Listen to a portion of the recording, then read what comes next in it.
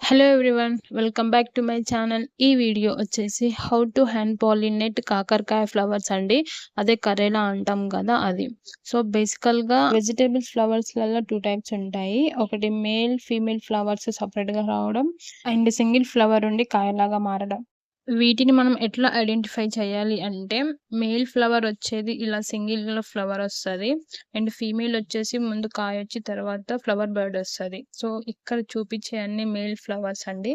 So, వీటి వెనకాల కాయలు లేవు. ఇక్కడ చూడొచ్చు, ఇక్కడ ఫీమేల్ ఇది. ఇలా కొన్ని వెజిటబుల్స్‌లలో మాత్రమే ఉంటది. లైక్ దోసకాయ అలా. This one is male flower కదా! ఇది జస్ట్ పూసి రాలిపోతది. కాయలాగా మారదు. సో, ఇది జస్ట్ పాలినేషన్‌కి యూజ్ ఉంటది. సో, ఈ ఫ్లవర్ పెటల్స్‌ని బెండ్ చేసి మనం ఫీమేల్ ఫ్లవర్స్ పైన జెంటిల్‌గా ఇలా ట్యాప్ చేయాలి.